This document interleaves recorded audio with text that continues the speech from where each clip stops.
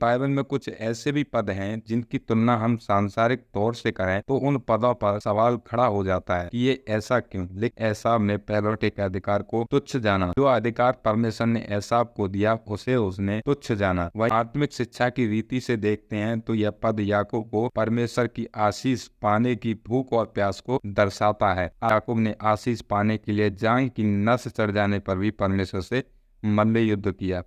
आशीष पाने की भूख और प्यास को दर्शाने का इस पद से बड़ा उदाहरण कोई नहीं हो सकता। परमेश्वर की आशीष पाने की भूख और प्यास। सभी को जय मसीह की। मैं रॉकी मसीह स्वागत है आपका हमारे यूट्यूब चैनल पर। बाइबल आप सभी पढ़ते हैं। परमेश्वर बाइबल के माध्यम से हमारे हृदय में वो शिक्षा डालना चाहता है जो हमारी आत्मिक उन्नति के लिए अच्छी है। बाइबल की शिक्षा को हमें गंभीरता से लेना चाहिए। हम बाइबल का अध्ययन सांसारिक उद्देश्य को पूरा करने के लिए पढ़ते हैं तो हम बहुत बड़ी गलती करते हैं, क्योंकि सांसारिक उद्देश्य को पूरा करने के लिए पढ़ना यानी बाइबल पर सवाल खड़े करना। क्योंकि बाइबल में कुछ ऐसे भी पद हैं जिनकी तुलना हम सांसारिक तौर से करें तो उन पदों पर सवाल खड़ा हो जाता है कि ये ऐसा क्यों। लेकिन जब हम उन्हीं पदों को परमेश्वर की आज्ञा समझकर ग्रहण करते हैं तो परमेश्वर की शिक्षा का एहसास होता है। ऐसी ही एक शिक्षा है एसाव और याकूब की कहानी। ये आप सभी ने पढ़ी होगी, लेकिन ये कहानी जो शिक्षा देती है उसे हमें आत्मिक रूप से ग्रहण करना चाहिए। एसाव और याकूब का जन्म। इतना तो आप सभी जानते होंगे कि इसहाक अब्राहम का पुत्र था, जिसे अब्राहम परमेश्वर की आज्ञा मानकर मौर्य देश के पहाड़ पर बलि चढ़ाने गया था। इसहाक की पत्नी जो बाज थी, परमेश्वर की इच्छा से उसके दो पुत्र उत्पन्न हुए, एसाव और याकूब। हम वचन देखें उत्पत्ति 25 अध्याय और उसकी 24 से 26 आयत। जब उसके प्रसव का समय आया तब क्या प्रकट हुआ कि उसके गर्भ में जुड़वे बालक हैं। पहला जो उत्पन्न हुआ वह लाल निकला और उसका सारा शरीर कम्बल के समान रोम में था, इसलिए उसका नाम एसाव रखा गया। पीछे उसका भाई अपने हाथ से एसाव की एड़ी पकड़े हुए उत्पन्न हुआ और उसका नाम याकूब रखा गया। जब रेवका ने उनको जन्म दिया तब इसहाक 60 वर्ष का था। आमीन। यानी एसाव पहलौठा था और याकूब छोटा। और जब हम आगे पढ़ते हैं तो पता चलता है कि एसाव ने पहलौठे के अधिकार को तुच्छ जाना। हम वचन देखें उत्पत्ति 25 अध्याय और उसकी 29 से 33 आयत। एक दिन याकूब भोजन के लिए कुछ पका रहा था और एसाव जंगल से थका हुआ आया। तब एसाव ने याकूब से कहा, वह जो लाल वस्तु है उसी लाल वस्तु में से मुझे कुछ खिला, क्योंकि मैं थका हूँ। इसी कारण उसका नाम एदोम भी पड़ा। याकूब ने कहा, अपना पहलौठे का अधिकार आज मेरे हाथ बेच दे। एसाव ने कहा, देख मैं तो अभी मरने पर हूँ, इसलिए पहलौठे के अधिकार से मेरा क्या लाभ होगा। याकूब ने कहा, मुझसे अभी शपथ खा। अतः उसने उससे शपथ खाई और अपना पहलौठे का अधिकार याकूब के हाथ बेच डाला। आमीन। यानी एसाव ने कुछ खाने मात्र के लिए अपने पहलौठे होने का हक याकूब को दे दिया। जो अधिकार परमेश्वर ने एसाव को दिया उसे उसने तुच्छ जाना। वही हम याकूब की तरफ देखें तो उसने पहलौठे के अधिकार को महत्व दिया, क्योंकि उसे पता था कि मैं पहलौठा नहीं तो यहोवा की आशीष नहीं पा सकता। इसलिए उसने अपने भाई से पहलौठे का हक मांगा। इतना बड़ा कदम याकूब ने इसलिए उठाया कि उसे परमेश्वर की आशीष पाने की भूख और प्यास थी। जब हम आगे बढ़ते हैं तो पता चलता है कि याकूब ने अपने पिता इसहाक से भी आशीर्वाद ले लिया, एसाव बनकर यानी पहलौठा बनकर। हम उत्पत्ति 27 अध्याय पढ़ सकते हैं। सांसारिक सोच के अनुसार इंसान इस पद पर सवाल खड़े कर सकता है कि याकूब को ऐसा नहीं करना चाहिए था, लेकिन जब आत्मिक शिक्षा की रीति से देखते हैं तो यह पद याकूब को परमेश्वर की आशीष पाने की भूख और प्यास को दर्शाता है। आशीष पाने के लिए मल्ल युद्ध। हम वचन देखें ना उत्पत्ति 32 अध्याय और उसकी 24 से 28 आयत। और याकूब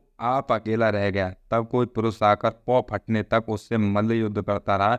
जब उसने देखा कि मैं याकूब पर प्रबल नहीं होता, तब उसकी जांघ की नस को छुआ और याकूब की जांघ की नस उससे मल्ल युद्ध करते ही करते चढ़ गई। तब उसने कहा, मुझे जाने दे, क्योंकि भोर होने वाला है। याकूब ने कहा, जब तक तू मुझे आशीर्वाद न दे तब तक मैं तुझे जाने न दूंगा। और उसने याकूब से पूछा, तेरा नाम क्या है? उसने कहा, याकूब। उसने कहा, तेरा नाम अब याकूब नहीं परंतु इज़राइल होगा, क्योंकि तू परमेश्वर से और मनुष्यों से भी युद्ध करके प्रबल हुआ है।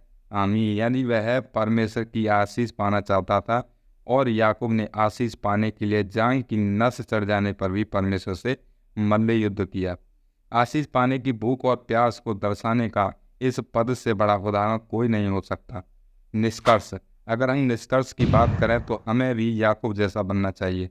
हम वचन देखें इब्रानियों 12 अध्याय उसकी 16 आयत। ऐसा न हो कि कोई जन व्यभिचारी या एसाव के समान अधर्मी हो, जिसने एक बार के भोजन के बदले अपने पहलौठे होने का पद बेच डाला। आमीन। यानी हमें इस वचन से यह एहसास होना चाहिए कि कहीं हम भी एसाव जैसे न हो जाएं। हमें याकूब जैसा बनना है, जिससे परमेश्वर की आशीष की भूख और प्यास थी। इसलिए परमेश्वर हमें सचेत करता है। वचन देखें रोमियो 9 अध्याय और उसकी 13 से 14 है। जैसा लिखा है, मैंने याकूब से प्रेम किया परंतु एसाव को अप्रिय जाना। इसलिए हम क्या कहें, क्या परमेश्वर के यहाँ अन्याय है? कदापि नहीं। आमीन।